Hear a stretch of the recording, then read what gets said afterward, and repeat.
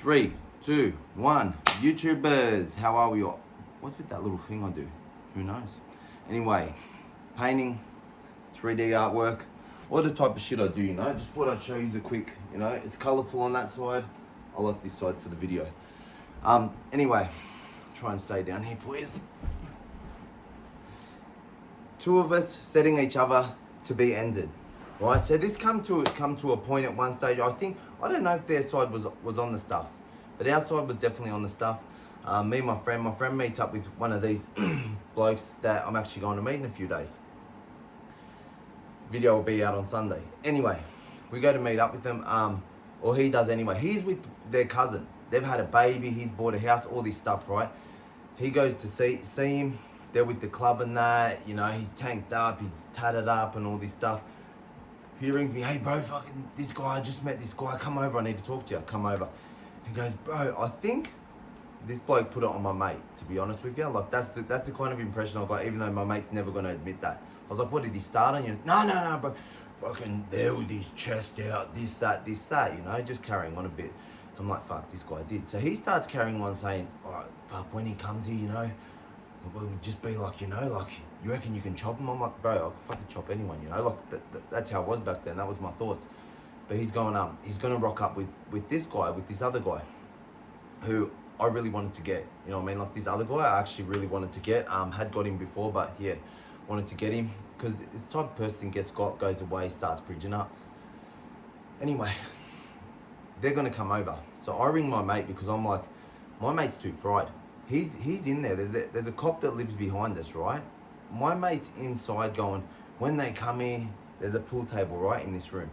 He goes, they're coming, I'm going to talk to him, I'm just going to be talking. He's doing laps up and down the pool table, like as if this guy's just going to be standing there while he's doing laps up and down in front of him going, right. This is, you might know who I'm talking about. Anybody that knows me, that this guy carries on like this. Right, and just starts doing that, sticking his chest out, huffing and puffing and saying half sentences. Anyway, he goes, I'm just going to slam him on here, pin him down, fuck it, bang, like after all this screaming.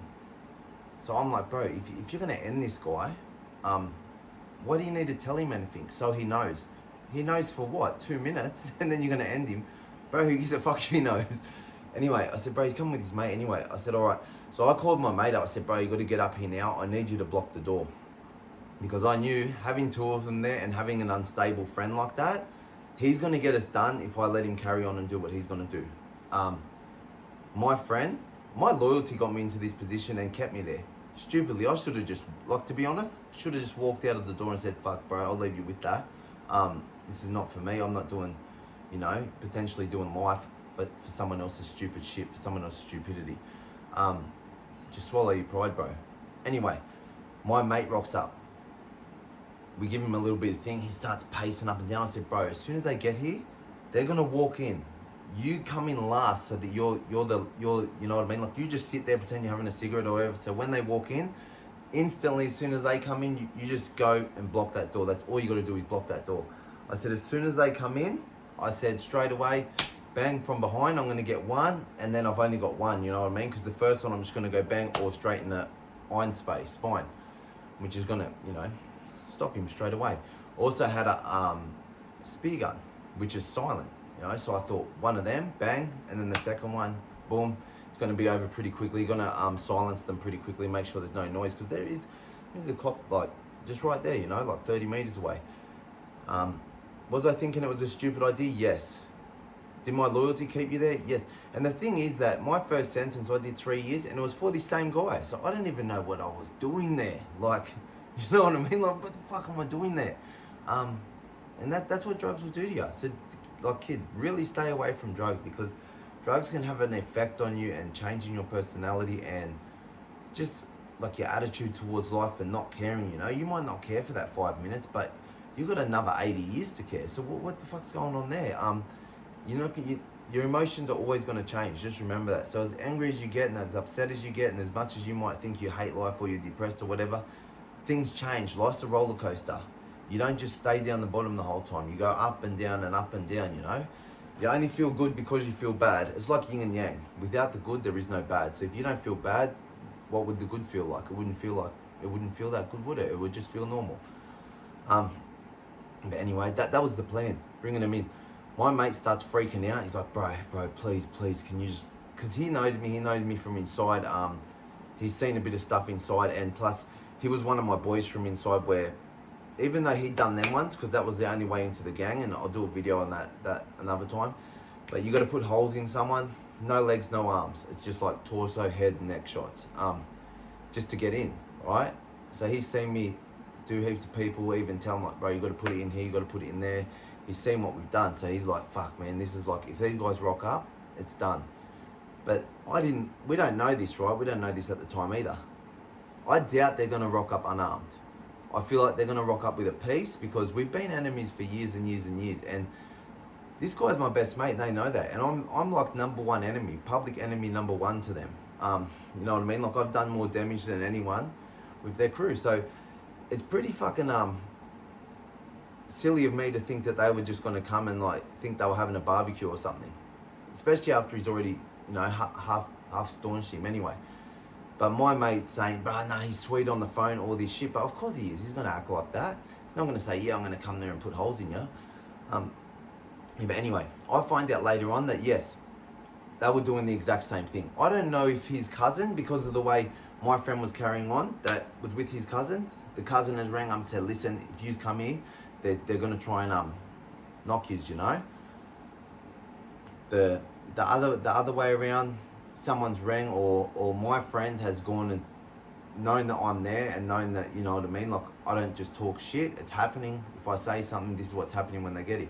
So he might have messaged and said, oh, just cancel it, you know, like cancel it, and then still carried on the whole act in front of me.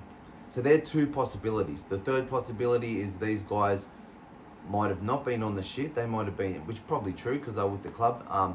They might have had an inkling and thought, you know what, this could be a setup, or this is just stupid to rock up there. The only thing that's going to come out of this is stupid dramas.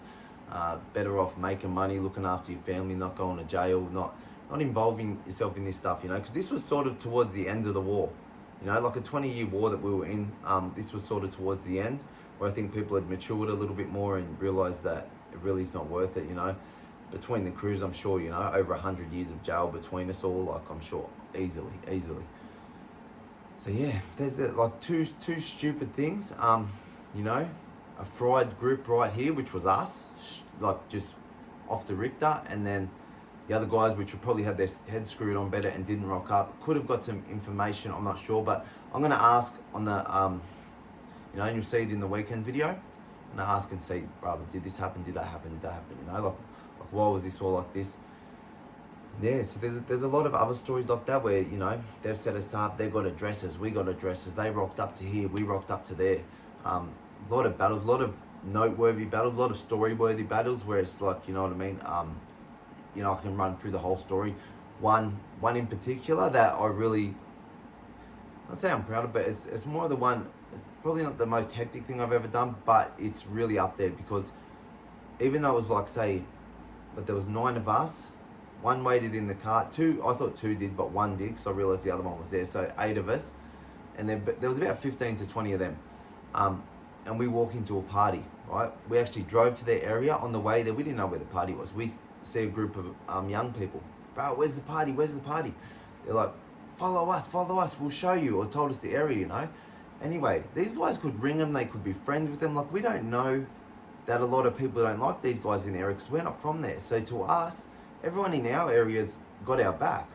So we assume the same for them.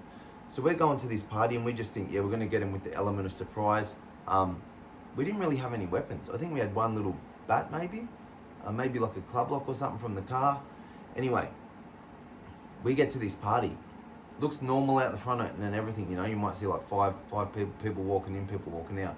Like, hey everyone.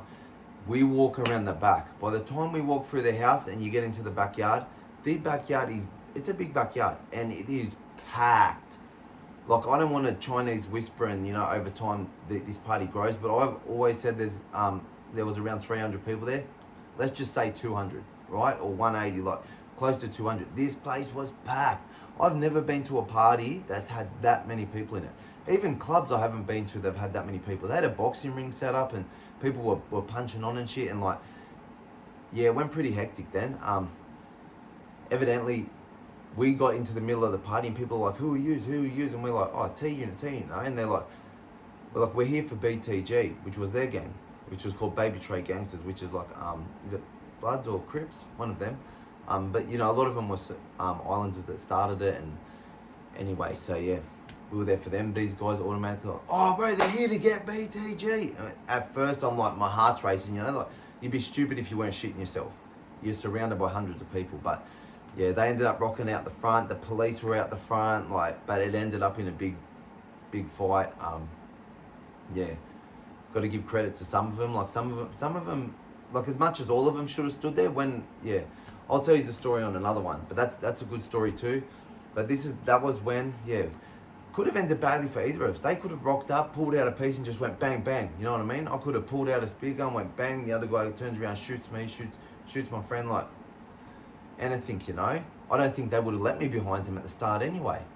Like I think we had this big gun set up somewhere, and then I had this big Rambo knife, and like, yeah, it was definitely a stupid idea. And keep that in mind, guys. So if you're like a young guy and you're watching this, and I'm telling these stories, just realize I tell these stories so you can relate to me, and you say, you know what, I'm in that headspace, I'm in that path.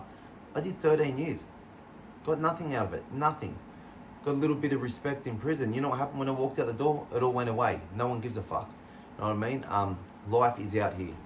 You don't see 70, 80-year-olds walking around, you know what I mean, like fucking, you know, they're either passed, they've OD'd, they've got nothing, they're living in housing commission. The ones you see happy are the ones that got a job, but find something you love. I feel like criminals need to find something they love, because that's a big deterrent from work. Also, just get some skills, man. Like everyone in life that's got a job and done something with their life, they didn't just wake up and do it. Do you know what I mean? Like they didn't just wake up and do it. They literally went out there, learned, they picked what they wanted to do, but they're all normal people like us. Capability to learn, we got the capability to learn. A lot of people you probably don't like are doing better than you in life. So if they can do it, you can do it. Do you know what I mean? Use that. Anyway, guys, yeah, have a good one. Remember, I got the YouTuber, you can go now shirts.